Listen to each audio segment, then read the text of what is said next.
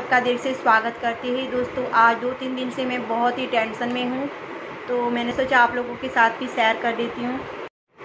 आजकल 2-3 दिन से मैं बहुत ही परेशान हूँ, इसीलिए मैंने कल कोई भी रेसिपी आप लोगों के साथ शेयर नहीं की थी, क्योंकि टेंशन होता है तो कुछ सोचता ही नहीं है और दिमाग काम ही नहीं करता है क्या करे क्या ना करे। हमारे परिवार में हो चुका है कोरोना। मेरे जीजाजी को हुआ है, सगे जीजाजी को हुआ है, मेरी सिस्टर के हस्बैंड को। उनका फ्रूट का शॉप था, तो वो फ्रूट सेल करते थे, उसकी वजह से शायद हो चुका है उनको। 6-7 दिन पहले उनको खांसी सर्दी ऐसे थोड़ा सा बुखार आ चुका था। बाद में डॉक्टर के पास लेके गए, रिपोर्ट करवाया तो उसमें एक डॉक्टर ने बोला कि नेगेटिव है, इनको कोरोना नहीं है। ब्लड टेस्ट में आया है कि नेगेटिव है, उनको कोरोना नहीं है, लेकिन सिटी स्कैन में आया है कि उनको कोरोना है। बाद में थोड़ा सा प्रॉब्लम दिखा रहे हैं, तो थोड़ा सा टेंशन हो ही जाता है। और हॉस्पिटल में जब एडमिट करना था तो उनको बेड नहीं मिल पा रही थी। उनका एक 17 साल का बेटा है, एक बड़ा है एक छोटा है। तो 17 साल का लड़का उसको इधर से उधर, उधर से इधर लेके घूम रहा है हॉस्पिटल में। कहीं जगह नहीं मिल रही थी, कहीं बेड नहीं मिल रहे, कहीं ऑक्सीजन नहीं मिल रहे। तो मुझे बहुत डर लग रहा था। बार बार मेरा भांजा मुझे कॉल कर रहा था, मासी हमें बेड नहीं मिल रही है, हमें कोई डॉक्टर। पहले डॉक्टर बोलते हैं 2-3 घंटे रुको, वहाँ पर पेशेंट को आप समझ सकते हो 2-2, 3-3 घंटे तक पेशेंट को लेके वहाँ पर खड़े रहना। एक तो ऑक्सीजन की कमी होती है कोविड में। ऐसी हालत में 17 साल का लड़का, उसका बेटा वहाँ पर खड़ा था हॉस्पिटल में, और 2-3 घंटे रुकाया उसको। बाद में बोला कि अभी ऑक्सीजन की यहाँ पर कोई भी सुविधा नहीं है, बेड भी नहीं है। तो 17 साल का लड़का अब क्या कर सकता है, आप ही समझिए। और मेरी सिस्टर साथ में थी। अभी वो लोग जाएंगे तो जाएंगे कहाँ, और कोविड में कोई भी साथ नहीं देता है। अपने खुद के भी होते हैं ना, वो भी साथ नहीं देते, वो भी सपोर्ट नहीं करते। ऐसा मैंने हमारे खुद की फैमिली में हुआ था, तभी मैंने देख लिया है कि कोविड में कोई किसी को काम नहीं आता है। इसीलिए मैं आप लोगों को बोलती हूँ, हमेशा अच्छा खाइए पिए, मजबूत रहिए, और जितना हो पाता है इतना बाहर जाने से बचिएगा। क्योंकि जब हमारे परिवार के ऊपर ये सब बीतती है ना, तभी हमें पता चलता है, एहसास होता है।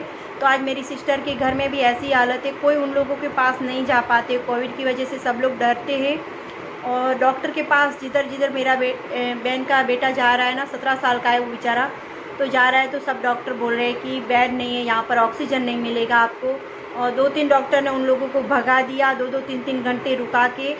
तो मुझे तो यहाँ मैं बॉम्बे में हूँ, मुझे बहुत डर लग रहा था, और वो कच्छ में है।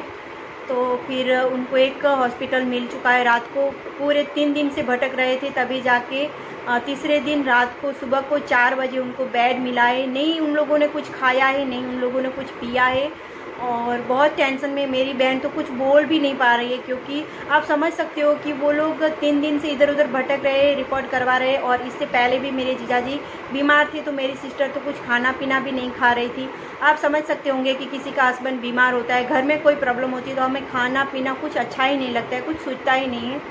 तो मेरी सिस्टर के साथ भी ऐसा ही हुआ है। अगर ऐसा ही चलता रहा कोविड की वजह से, अगर ऑक्सीजन नहीं मिलेगा, बेड नहीं मिलेगा, तो शायद इंडिया पूरा ख़त्म ही हो जाएगा। मुझे तो ऐसा लग रहा है, बहुत डर लग रहा है। और जो लोग कोविड वाले होते हैं उन लोगों के साथ दूसरे बिना कोविड वालों को भी साथ में जाना पड़ता है, और उन लोगों को भी खतरा रहता है ना। अभी मेरी बहन का बेटा 17 साल का है, मेरी बहन है मेरी जीजू के साथ में।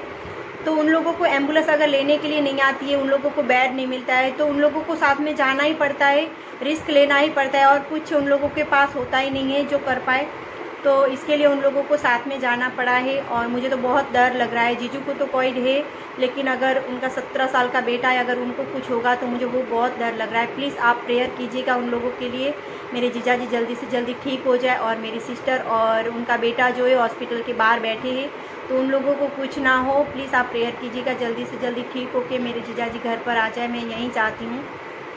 क्योंकि होता है ना, जब किसी का हस्बैंड को ऐसा होता है तभी उनको होता ही है। तो मेरी बहन के ऊपर अभी क्या बीतता होगा मुझे पता है, क्योंकि वो मेरी बहन है, मेरी सिस्टर है। तो मुझे उनके लिए बहुत दुख होता है, रोना भी आता है, लेकिन हम कुछ नहीं कर पाते अभी।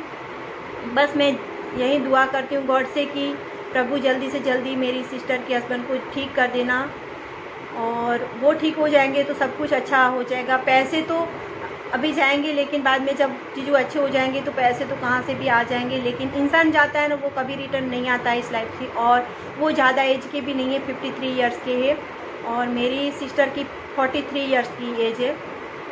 तो आप समझ सकते हो कि मेरी सिस्टर इतनी बड़ी भी नहीं है। और एक बेटा इसका 17 साल का है, एक 19 साल का, 20 साल का है।